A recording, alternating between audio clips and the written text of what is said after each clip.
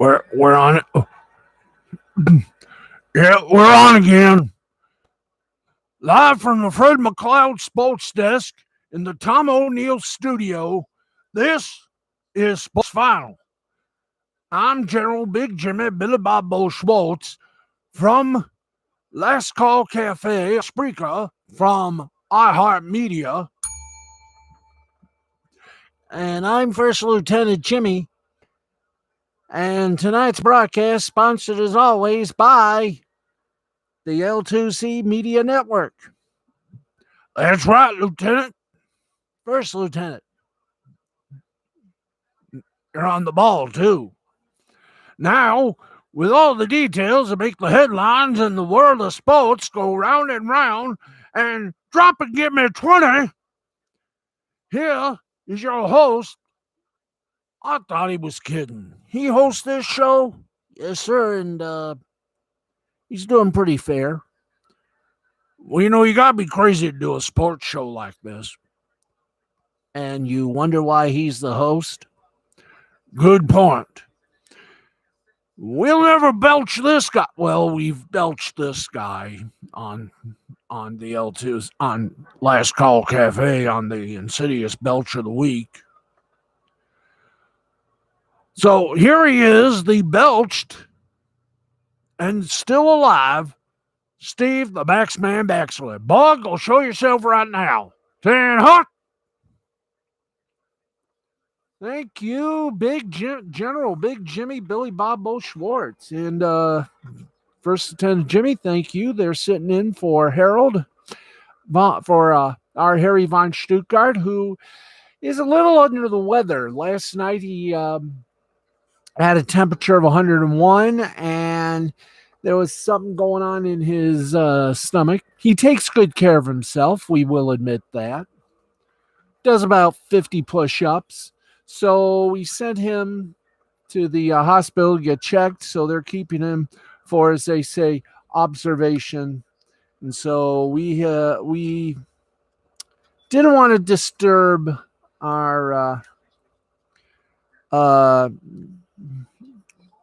good friend, Mr. Pangborn. So we asked if the general and his first lieutenant would come and do the announce for us, and they did a good job.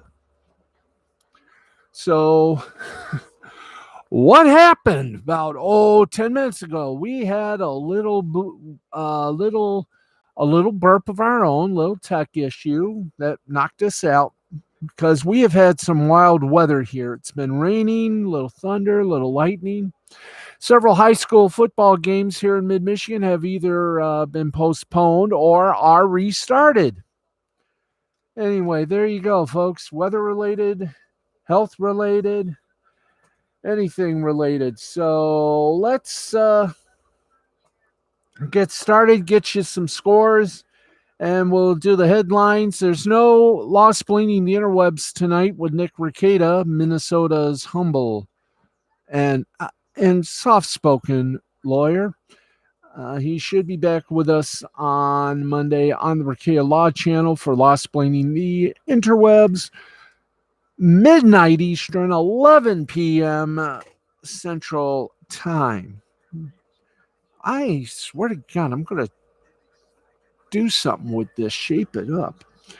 Okay, we are right now just, oh boy, this is definitely going to be fun. So we will do this. Everything has had to be restarted here. So we're going to tap dance for a little bit and talk. Do about the longest monologue we can. So we can get our funnel fact here back up and streaking. So we will be able to bring you a fully accountable program, voices and all.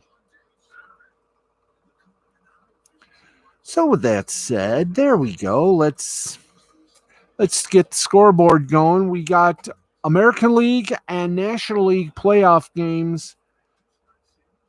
And wowsy, let's get to it here. All right.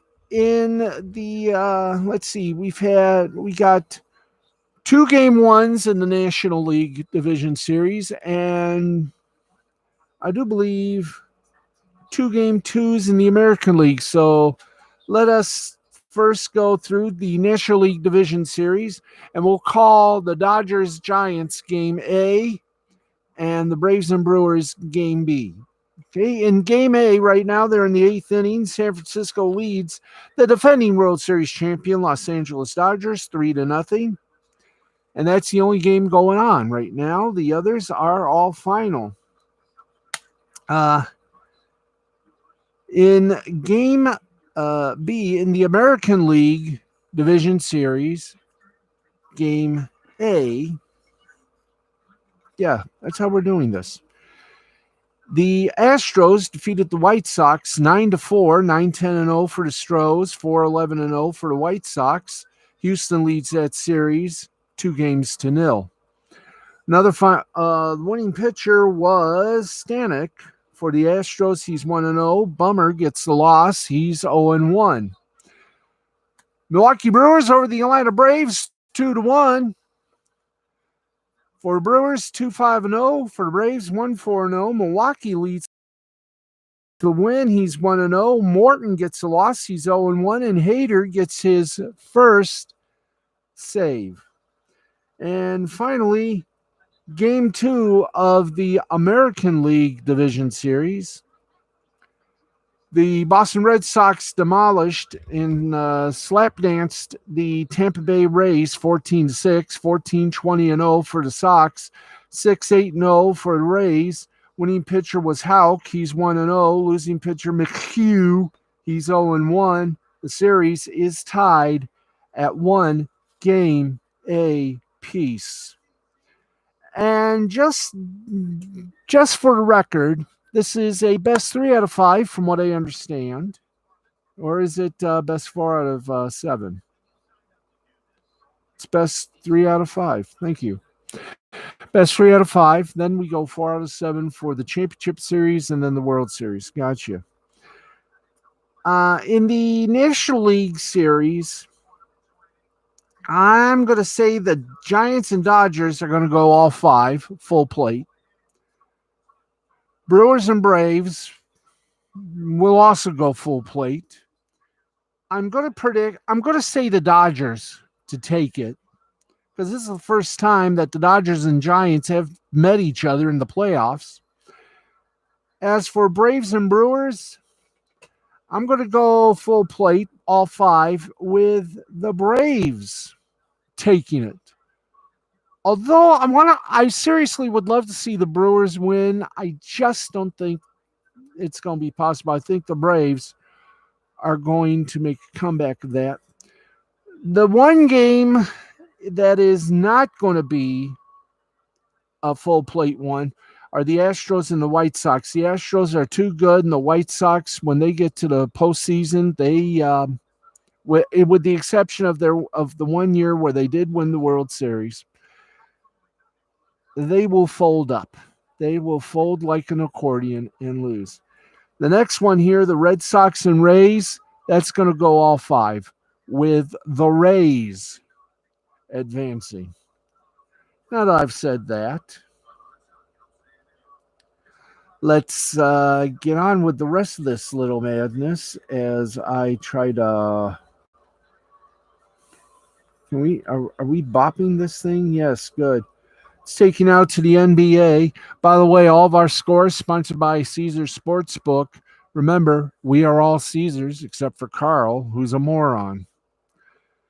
Okay, 8:07 left in the fourth and final period, or as they like to call it, regulation. It is the Golden State Warriors up 6 on the Los Angeles Lakers, 106-100. Final scores: Pacers over the Cavaliers, 109-100. Brooklyn Nets over the world champion, defending NBA champion, Milwaukee Bucks, 119-115. Bulls over the New Orleans Pelicans, 121-85. 122-114. Ooh la la bassoon. Now at We go from the hardwood to the hard ice.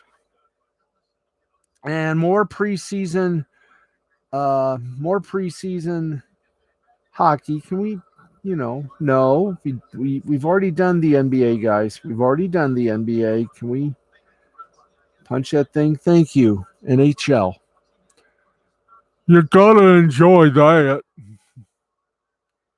Okay, here are the NBA scores. Thank you for cleaning up the NBA scores.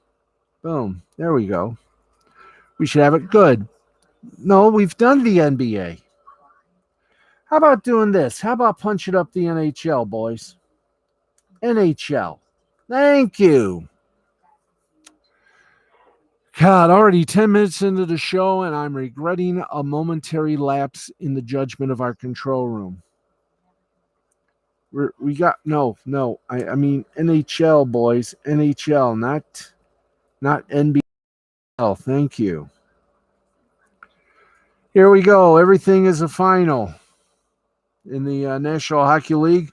Washington Capitals over to Philadelphia Flyers, 5-3. St. Louis Blues over the Columbus Blue Jackets, 7-3.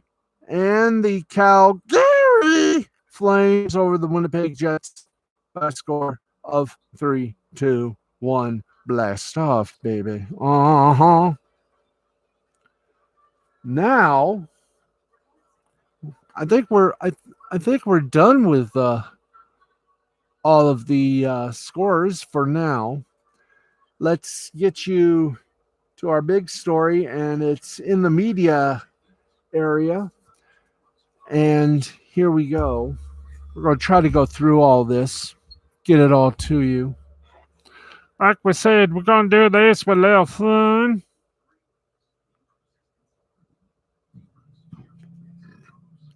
All right. And it even has an explanation.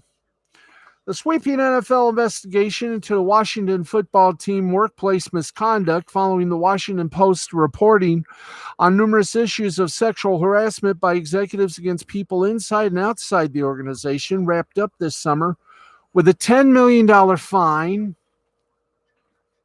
for the team and further reporting requirements for the organization.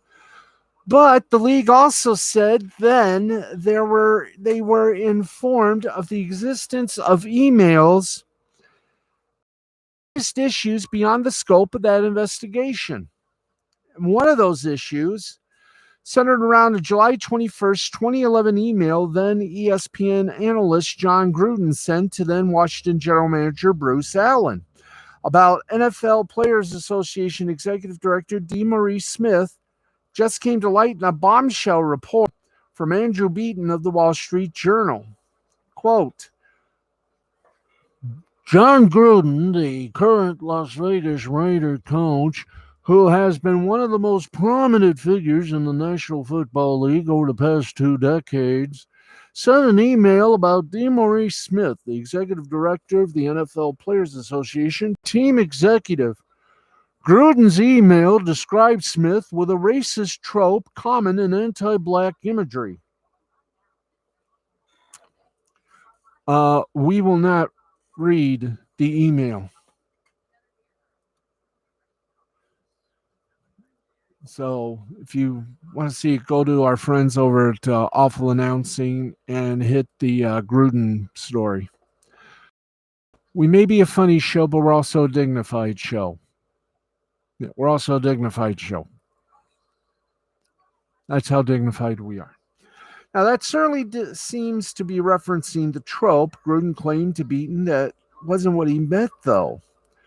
In an interview, Gruden said he can't specifically recall writing the email, but apologized for using that language. I'm really sorry, he said. Gruden said he had been angry at the time because of the lockout and didn't trust the directions the players, led by Smith, were going in the negotiations. He says he has in the past referred to people he believes to be lying as rubber lips and that he took it too far. I was upset. I used a horrible way of explaining it. I don't think he's dumb. I don't think he's a liar. I have a racial bone in my body, and I've proven that for 58 years. Gruden said something similar to the Athletics' Vic Tafur, taking accountability for the emails. Now, it seems a little hard to believe that Gruden was not at all aware of that trope and that his comments just happened to land on a racist trope accidentally. Regardless of what led to that comment, though, it may cause some problems for him. That'll be the second coach that might find his ass out. In a statement, the NFL condemned Gruden's comments. The email from John Gruden denigrating DeMaurice Smith is appalling, abhorrent, and wholly contrary to the NFL's values. We condemn the statement and regret any harm that its publication may inflict on Mr. Smith or anyone else. Now, Beaton's also piece notes that the league is reviewing Gruden's status with the Raiders for potential discipline. The team said that Gruden's comments is not what the Raiders stand for, and they are addressing the matter with Coach Gruden. And they issued a little statement. We read, the content of an email regarding DeMaurice Smith from John Gruden when he worked for ESPN 10 years ago is disturbing and not what the Raiders stand for. We were first made aware of the email late yesterday by a reporter and are reviewing it along with other materials provided to us today by the National Football League. We are addressing the matter with Coach Gruden and will have no further comment at this time. There you go. Another interesting element of this is the ESPN factor. Gruden is obviously no longer an ESPN employee, but it's remarkable that he would feel comfortable making these kind of remarks about the head of a union to a team general manager, particularly doing it over email. Gruden has known Allen for a long while at this point. They've worked together with both the Raiders and the Bucs, and it's not that surprising that they'd continue to talk while one was a broadcaster and the other a team executive.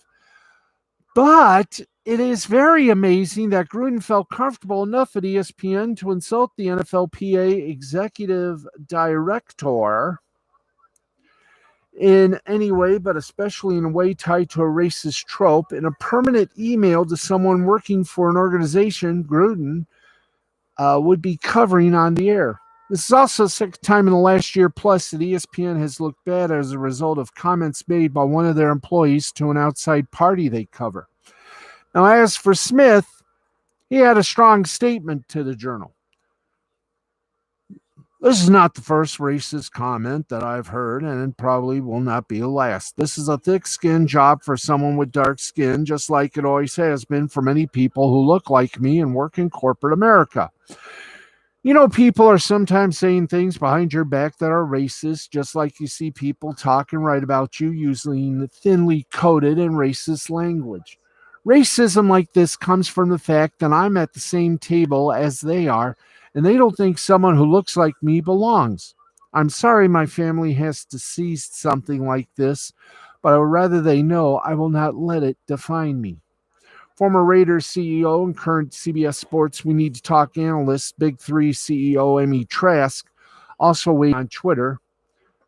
Quote, many have asked me on Twitter and otherwise my thoughts about John's email. I don't have time to reply to all inquiries, so rather than reply to only some, I will instead share my thoughts here. Heinous, horrific, horrible, hideous, and heartbreaking. Well, what will Gruden's punishment be as a result for this? Stay tuned. This could be an interesting weekend for football coaches in Jacksonville and Vegas. Okay, let's keep going. In the NBA, well, some good news for the Nets. Brooklyn Nets guard Kyrie Irving will be able to practice in New York City without getting vaccinated against COVID-19, as The Atlantic first reported. Irving has not participated in any of the Nets' practices since they returned from training camp in San Diego last week. But going forward, the practice facility will be considered a private office building, allowing him to return to work in Brooklyn on non-game days. Yay.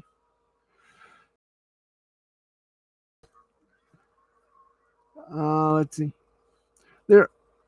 There's no indication he's going to this is about to change. Well, Nash said shortly before Brooklyn's preseason game against Milwaukee Bucks on Friday, quote, "My first thought is that it's positive. We'll have him around the team for a large period of our season. We'll see what happens." That's right. He was barred from playing in the game or even being in the arena per city regulations. There's no indication that this is about to change. Nash said he thinks Irving will likely be with the team for the Nets open practice at Brooklyn Bridge Park on Saturday, and is hopefully even more likely that he will rejoin his teammates for Sunday's practice. He is eligible to play when Brooklyn visits the Philadelphia 76ers on Monday, but he will not necessarily be in uniform. Brooklyn's Joe Harris said that Irving's return to practice will be a huge boost. Earlier this week, folks at ESPN reported that the Nets were losing hope that Irving would get vaccinated before the start of the season prior to this new ruling. That meant Irving would effectively be separated from the team for long stretches, including a 6-game homestand near the beginning of the regular season if he does not get vaccinated, but that is no longer the case. And let me take a little gulp.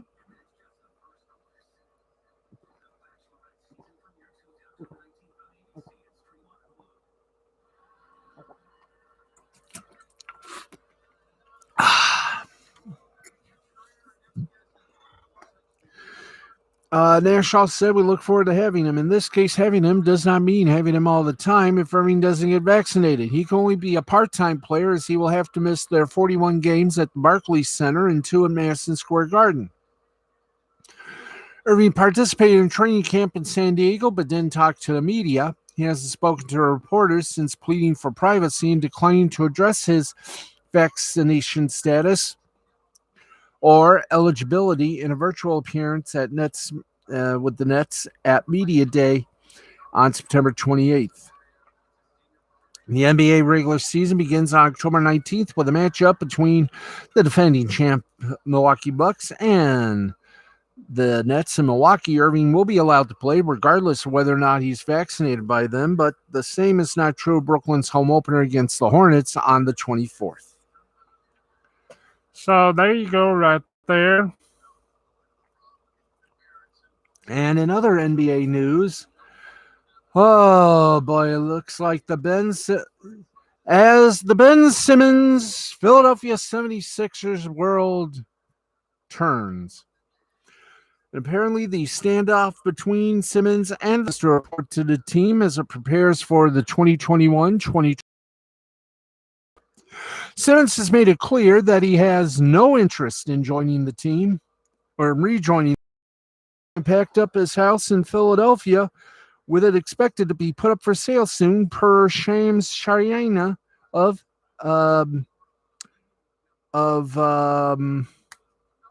Sinclair Broadcasting's Stadium Sports Network. Now, while Simmons continues to wait out the Sixers while the franchise tries to either convince him to rejoin or find a trade for him, there hasn't been much progress on that front. Sixers reportedly asked the Portland Trail Blazers for 3 first-round picks and 3 pick swaps in a package that would send guard CJ McCollum to Philly in exchange for Simmons, but Portland, well, they hit the buzzer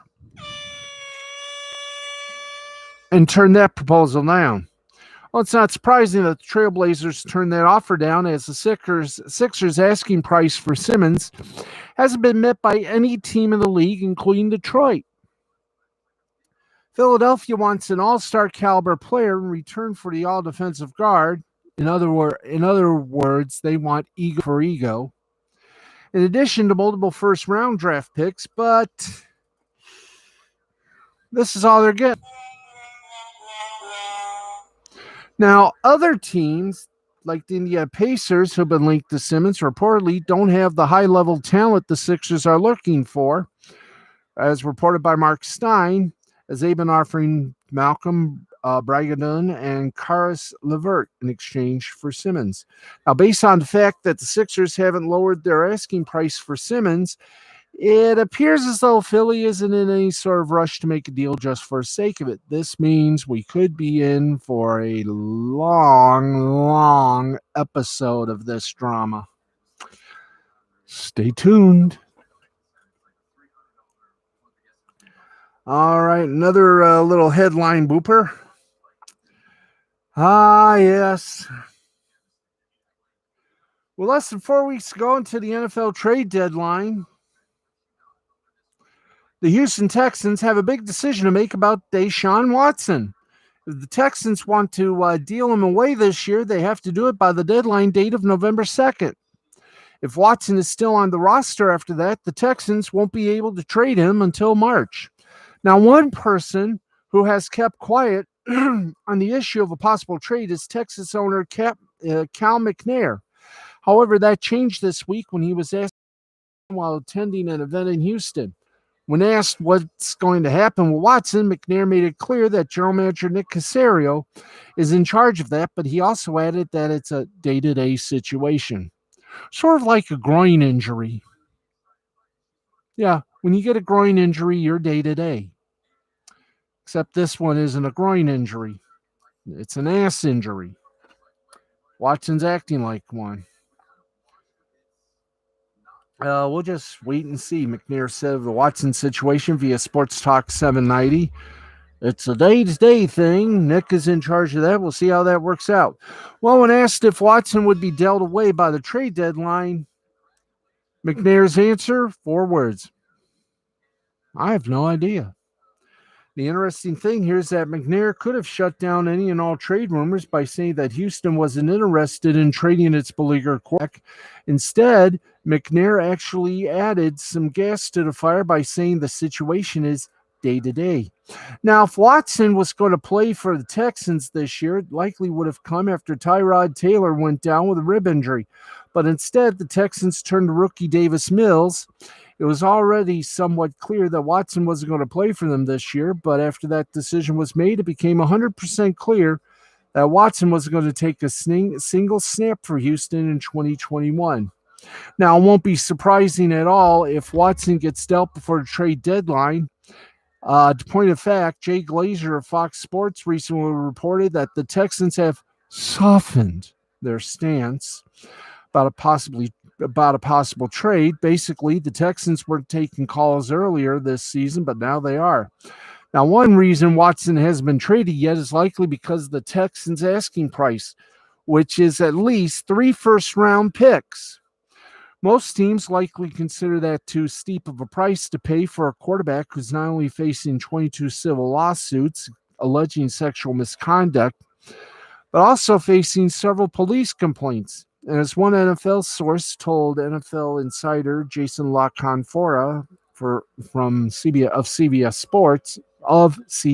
Sports in September, there's just too much risk in making a trade for Watson because the team that acquires him doesn't even know if he'll be allowed to play this year. Quote, we've checked with the league and they have no idea when any of this will be cleared up. So what are you trading for? Give up all those picks and he isn't playing anyway and he's making $35 million next year and he still may not be on the exempt list or suspended then? Why would you do it now? What owner is taking that risk? Hello, Washington. Well, the Dolphins continue to be the one trade partner who makes the most sense, and some members of the front office want to see the team pull the trigger, according to Josina Anderson of CBS Sports, the NFL insider. But if the Texans aren't willing to lower their asking price, it might not be a risk the Dolphins are willing to take, which means Watson might be stuck in Houston until the offseason. Or maybe until the return of the XFL or the return of the Summer League or what will soon be the USFL. Or maybe he can work in Canada.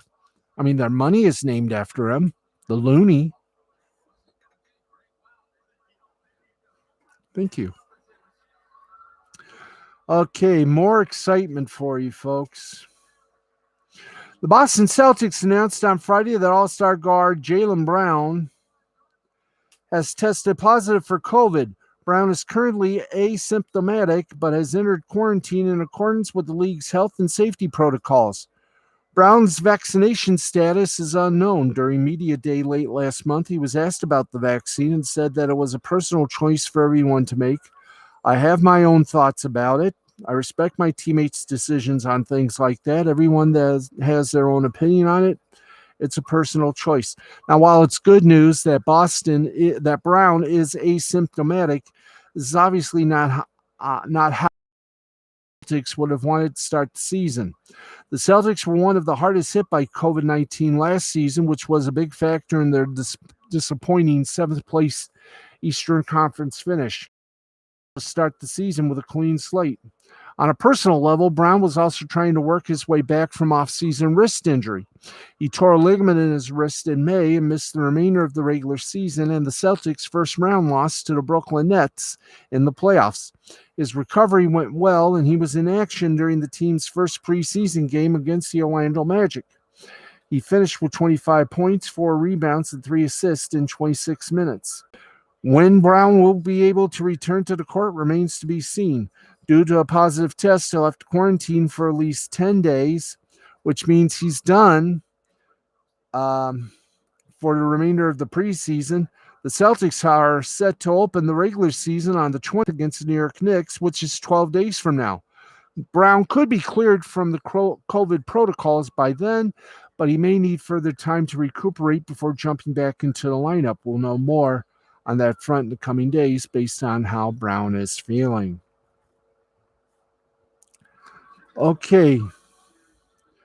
Did we by any chance do the injury report for week 5, or did we just skip that, Chucky?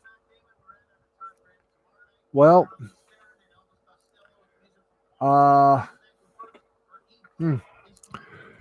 here we go.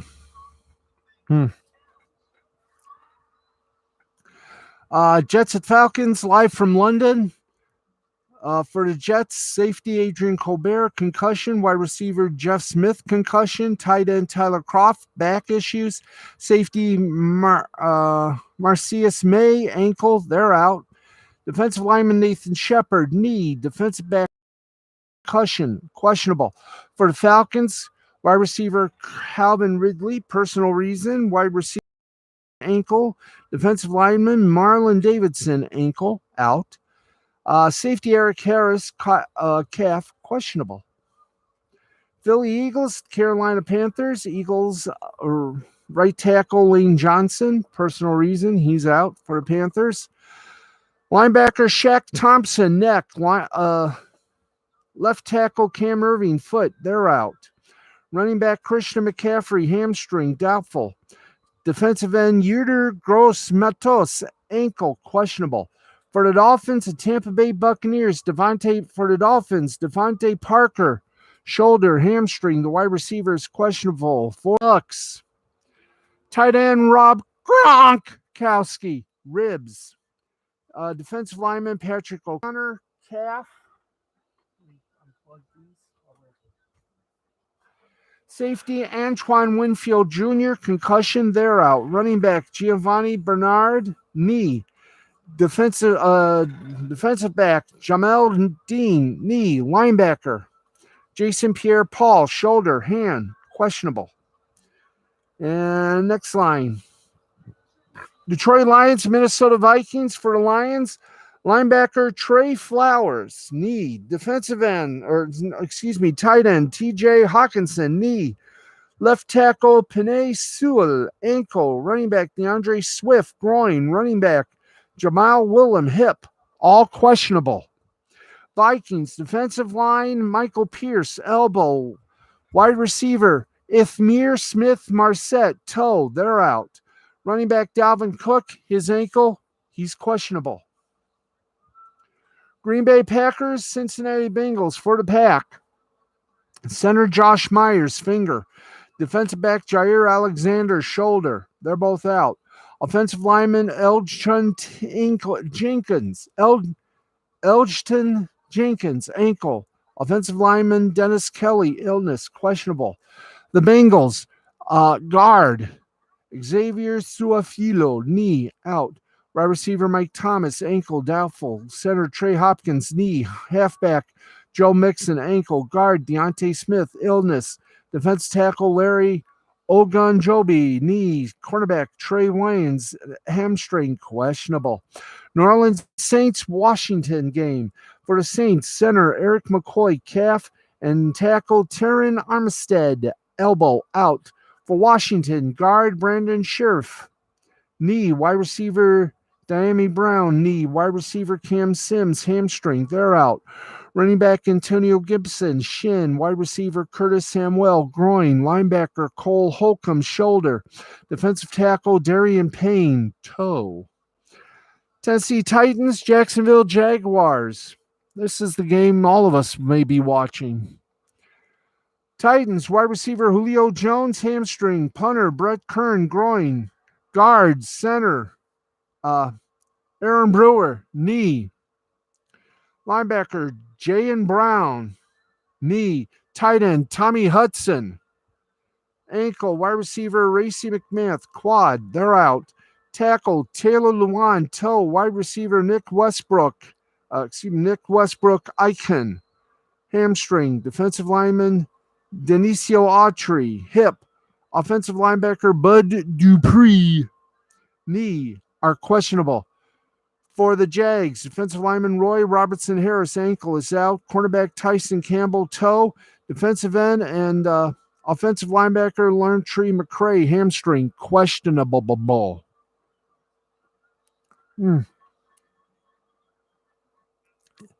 And what can we say but wow. New England Patriots, bing. New England Patriots, Houston Texans. Patriots. Tackle Trent Brown, calf. Guard Shaq Mason, abdomen. Cornerback Sean Wade, concussion, they're out. Defensive back Cody Davis, knee. Safety Kyle Duggar, hamstring. Kicker Nick Folk, left knee. Cornerback Jonathan Jones, ankle. Defensive back Jalen Mills, hamstring. Linebacker Ronnie Perkins, ankle. Linebacker Kyle Van Noy, groin. For the Texans, running back Rex Burkhead, hip. Quarterback Deshaun Watson, NIR, IDIOT, out. Offensive line Marcus Cannon, back. Wide receiver Danny Amendola, thigh, questionable. Denver Broncos, Pittsburgh Steelers. For the Broncos, tight end Albert Owejubanam, hamstring, out. Steelers, cornerback Cam Sutton, groin. Defensive tackle Carlos Davis, knee. Offensive lineman Rashid Coward, ankle. And wide receiver James Washington, groin, out. Bears, Raiders. For the Bears, holy guac.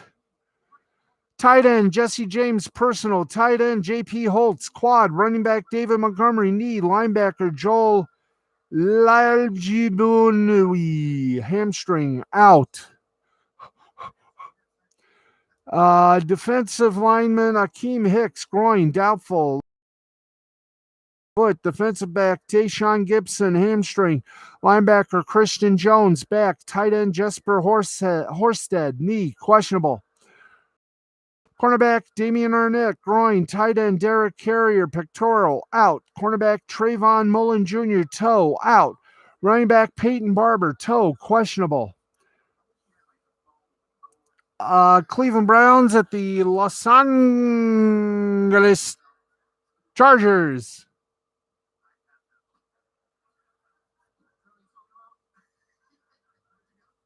Anyway, for the Browns, oh boy. Defensive back Greg Newsome, calf. Offensive tackle Chris Hubbard, steps out. Left tackle Jedrick Wills, ankle. Defensive end Jadeveon Clowney, elbow. Linebacker Tony Fields, shoulder. Defensive end Myles Garrett, knee, ankle. Cornerback Troy Hill, toe. Defensive end Takaris McKinley, knee, ankle. Defensive end David Njoku, knee. Linebacker Malcolm Smith, abdomen. Center J.C. Treader, knee, back. Cornerback Denzel Ward, neck, questionable. Chargers running back Justin Jackson, groin, doubtful. Cornerback Chris Harris Jr., shoulder, questionable. San Francisco 49ers, Arizona Cards. 49ers quarterback Jimmy Garoppolo, calf. Cornerback Kwan Williams, calf. They're both out. Tight end George Kittle, calf, doubtful. Defensive lineman Samson Ibukam, hamstring. Defensive tackle Javion Kinlaw, knee, questionable. Cardinals, cornerback Brian Murphy, ribs. Offensive line Justin Murray, back. They're both out. Offensive lineman Calvin Beecham, ribs. Running back Chase Edmonds, shoulder. Cornerback Antonio Hamilton, ankle. Tight end Max Williams, shoulder. Running back Eno Benjamin, hamstring. Cornerback Marco Wilson, ribs, questionable. Giants Cowboys for the Giants. Wide receiver Sterling Shepard, hamstring. Darius Slayton, hamstring. Safety Jabril Peppers, hamstring. Offensive lineman Ben Bredson, hand. They're out. Left tackle Andrew Thomas, his foot, he's questionable. Cowboys defensive end Dorrance Armstrong, ankle. Safety Donovan Wilson, groin, out. Wide receiver Mari Cooper, hamstring. Ezekiel Elliott, knee. Defensive end Randy Gregory, knee. Tackle Ty Niski, illness. Defense tackle Carlos Watkins, knee. They're questionable. Buffalo Bills, Kansas City Chiefs for the Bills. Linebacker Matt Milano, hamstring. Defensive line AJ Espenza, foot. Running back Taiwan Jones, hamstring. They're questionable. Chiefs, defensive tackle Chris Jones, wrist. Cornerback Chardavius Ward, quad. They're questionable. Indianapolis Colts and Baltimore Ravens. Center Ryan Kelly, tackle Ryan Kelly, groin. Tackle Braden Smith, foot and thumb. Rookie defensive end Kwity Paye, hamstring, were the three Colt players who missed Friday's practice with injuries. Linebacker Darius Leonard, ankle, and running back Nyheim Hines, shoulder, were limited. For the Ravens, offensive tackles Ronnie Staley, ankle, and Alejandro Villanueva, knee, continue to miss practice. Staley is hoping to be available sometime soon, while Villanueva was unable to finish last Sunday's win over the Broncos after initially being ruled as questionable. And that is it. Man, what? That is wild. Okay, let's do world sport. Let's go to soccer. And here we go. World Cup qualifying European section. Germany over Romania 2-1. Iceland and Armenia tied at 1. North Macedonia over Liechtenstein 4-0. Czech Republic and Wales tied at 2. Estonia 2. Belarus 0. Montenegro over Gibraltar 3-0. Netherlands over Latvia 1-0. Turkey and Norway tied at 1. Croatia over Cyprus 3-0. Slovenia over Malta 4-0. Russia over Slovakia 1-0. In League 2 action, Tremere over Colchester 2-0. Euro 21 under 21 qualifying. We'll just name the country and we won't go far on that. Croatia over Norway 3-2. Azerbaijan and Finland tied at 1. Austria over Estonia 4-0. Hungary and Poland tied at 2. Lithuania over Malta 2-1. Russia over Northern Ireland 1-0. Spain over Slovakia 3-2. Greece over Belarus 2-0. Moldova over Wales 1-0. Bulgaria over Gibraltar 5-0. Switzerland and Netherlands tied at 2. Italy over Bosnia-Herzegovina 2-1. Sweden over Montenegro 3-1. Republic of Ireland over Luxembourg 2-0. France over Ukraine 5-0. Belgium over Kazakhstan 2-0. In South America World Cup qualifying, it was Ecuador 3, Bolivia 0, Peru 2, Chile 0. In African World Cup qualifying, Algeria over Niger 6-1, Burkina over Djibouti 4-0, Ivory Coast over Malawi 3-0, Cameroon over Mozambique 3-1, Angola over Gabon 3-1, Egypt over Libya 1-0. In World Cup qualifying North and Central America, Honduras and Costa Rica 0-0, Mexico and Canada 1-1, El Salvador and Panama 1-0. Scottish Challenge Cup, Kilmarnock 3, Queen's Park 1, Queen of the South 2, Patrick Thistle nothing, Irish Premiership, Coleraine 0, Glenavon 0. Irish Premier Division, Dundalk 1, Shamrock Rovers nothing. And that is it for that. Now, guess what? Because we tied our media report in with the main storybook, we have just one more little segment left, and we're bye-bye here.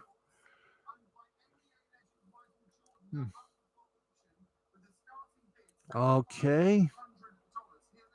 Yeah. Here we go. Basketball in the Euro League. Monaco over Unix Kazan in overtime, 88-80. CSKA Moscow over Anadolu Fs, 100-96. Leon Villeurbanne over Alba Berlin, 71-67. Olympiacos over Real Madrid, 74-68. And Olympia Milano over Baskonia, 78-64. Pale freaking Vu. All right. We did all that. Czech Republic. Czech Republic Extraliga Hockey. Cesk Budovic over Karlovy Vary 5-3. Litvinov over Vikovic 4-1. Milada Bosav over Ziln 4-0. Plzeň over Kadino 8-1. Sparta Prague over Liberec in penalty shots 3-2. Mountfield over Kometka Brno 3-0. Trinek over Olomouc 2-1. Wow.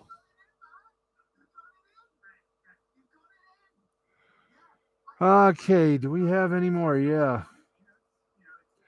In Finland, Lukko over Tapara 2-1. Assat over Saipa 4-3. Pelicans over Kuku 2-0. Turku over Kalpa 1-0. Karpat over Helsinki 2-0. Japanese baseball. Cebu Lions over the Fukuoka Silverhawk. There we go. SoftBank Hawks 6-2. Garrett for the Lions gets the win. He's 4-3. Furuwa gets the loss. He's 1-0. Yokohama Bay Stars over the Chinichi Dragons 9-3. Kamachitani gets the win. He's 1-3.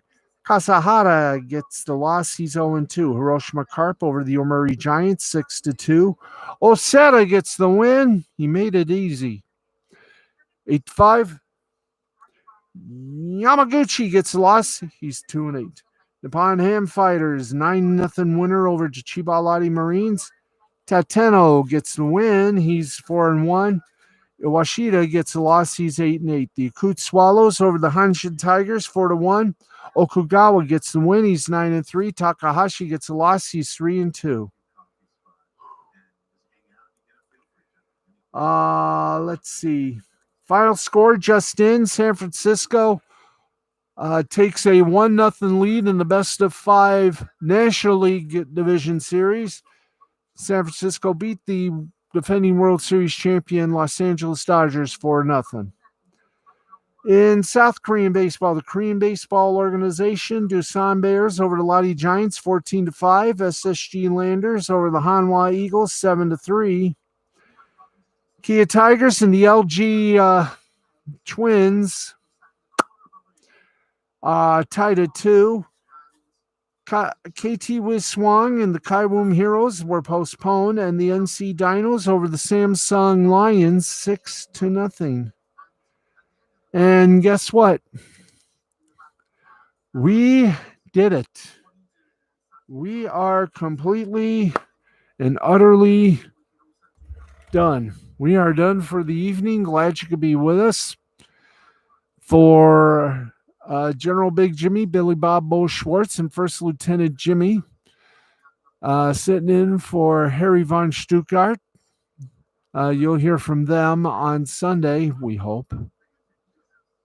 For everybody here, thank you for tuning in. This has been a presentation of Mystifying Creativity Productions in association with the L2C Media Network and L2C Sports. And we'll talk to you Saturday night.